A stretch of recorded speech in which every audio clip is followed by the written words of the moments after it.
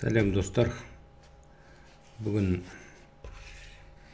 кішкене бір ауыз мынандай сымды микрофон туралы. Жағаға ілетін микрофон. Сол туралы айтып кетпекшімін.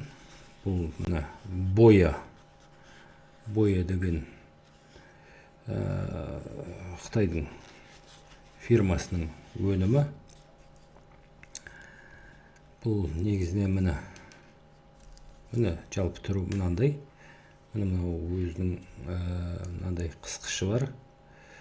Бұны жағаға былай қыстырасын. Сөйтіп сөйлей бастайсың. Негізі өте сондай жаман емес. Ұзындығы, мынау сымының ұзындығы 6 метр. Ақтайын. Енді оны тарқат нетіп жатпай-ақ қояйын, тек мына жерін ғана көрсетпекшімін. Бұл өзі ішінде қуат электр түймешесі бар. Ол түймеше қазір мына жерде екі жазу бар. Екі істейтін режимі бар. Біреусі мына камера. Мынандай камера, бейне камера. Біздікі қазір DVC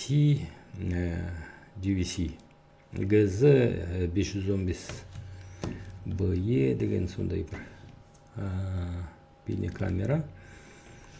Бұның ең несі жаңағы мынау Full HD. Міне кәдімгі. Ал енді қайтып келсек, мынау өзіміздің неге қазір мен бәрін айтып берем тағы. Мынандай ішінде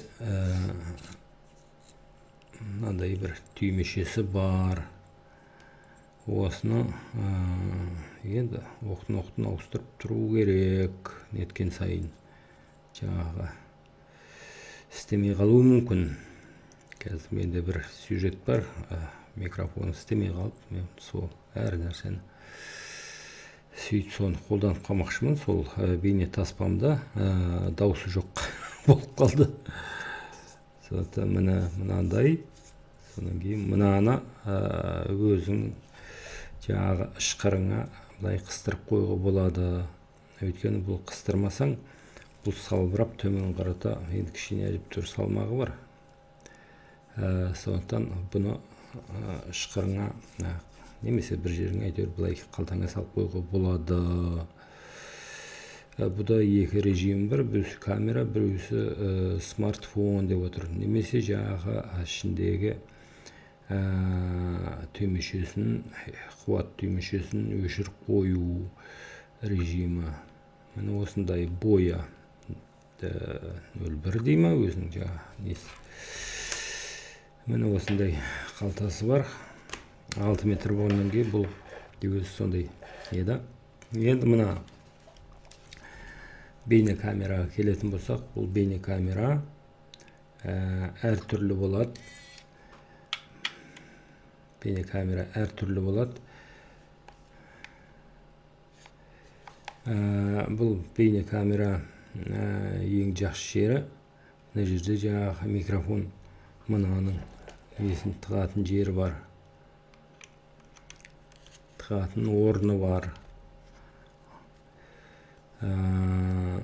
Міне енді мынаны 3,5 миллиметрлік джек дейді. Джек қосқышы. Міне неткен кезде мына өзінің микрофондары бар қазір айта кетейік. Мына жерде екі өзінің микрофоны бар. Бұл да мысалы сен алыста тұрсаң, оны жөнге келтіруге болады. Мынау алыста тұрған кезде бұл дауысын да алыстап жақындата алады. Мұнамен бірге да мысалға қазір біз көрсетейік. Мына жақындату, алыстату сондай функциясы бар. Соған қоса микрофонда алыста тұрған адамның дауысын тек қана соның дауысын ұстай алатындай сондай өзінің функциясы бар. міне сөйтіп жаңағы жекті мына жерге тығып, сол кезде мынаны іліп, сонан кейін жаздыруға болады. Мына жазған кезде мына түймешені басасын. Міне сол кезде мына қызыл рекорд деген сөз, жазу деген сөз ағылшынша. Бұл меню орысша, ағылшынша, түркше, бірақ біздің қазақ тілімізде меню жоқ. Міне орысша, сондықтан сондай. Міне өшіп қояйық. Мынау экранында сезімтал, экранында да жаңағы несін басуға болады. Міне алыстап, міне мынада жақындатуға болады. Сондай. Жалпы мейлі. Айта кетейік, мына жерде жаңағы карточкасы бар. Жазатын жады міне былай алынады.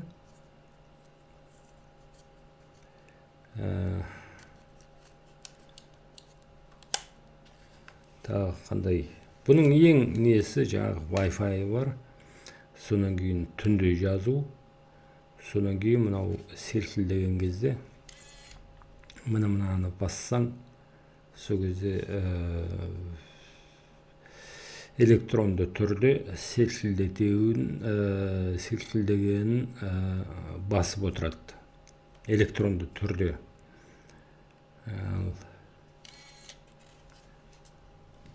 Мына жерде Panasonic 770-ші бейне камерасы да бар.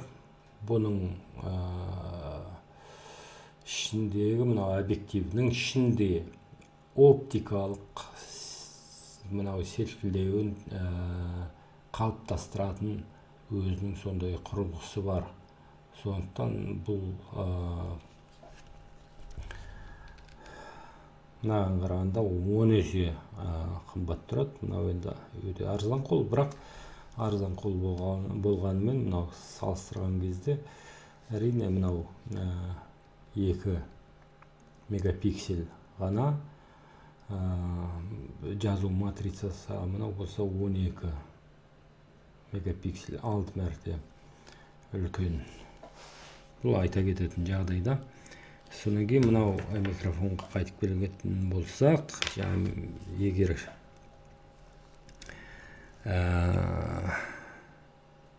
мынау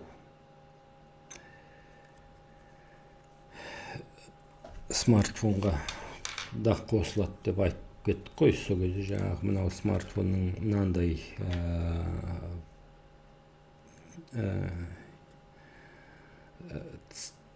C-Type деген осындай не қосатын жері бар. Соған келтіру үшін мынандай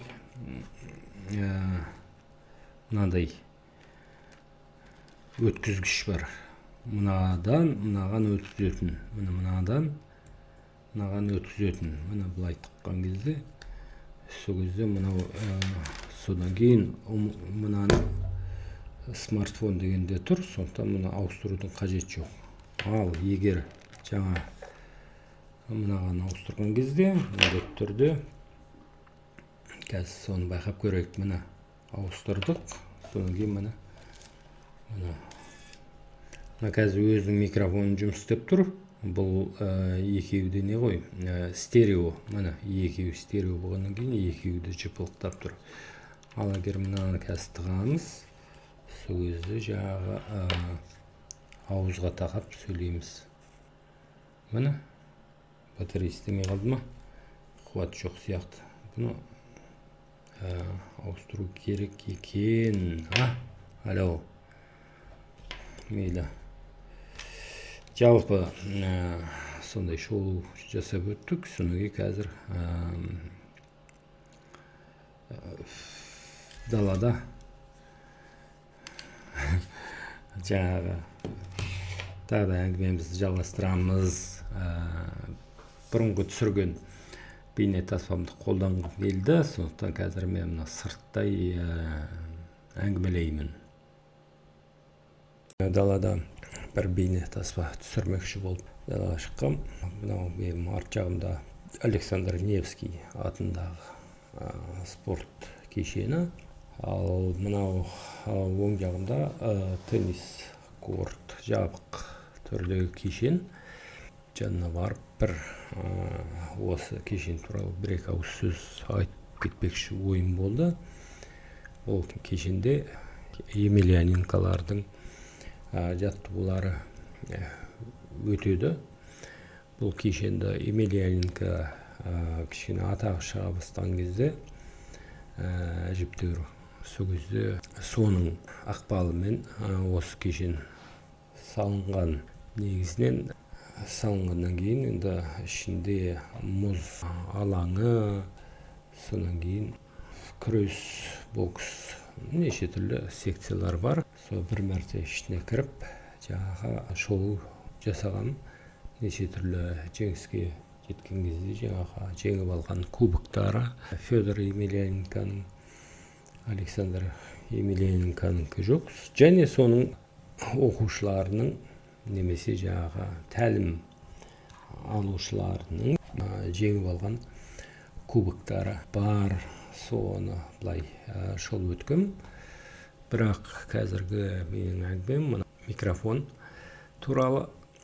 Микрофон міне сымды болғаннан кейін бұның кішкене дайындықпен барып жүру керек. Өйткені егер жаңағы электр түймешесін артығырақ алып өзімен бірге жаңағы қолдануға біреу істемей қалса ауыстыратындай жағдай болу керек.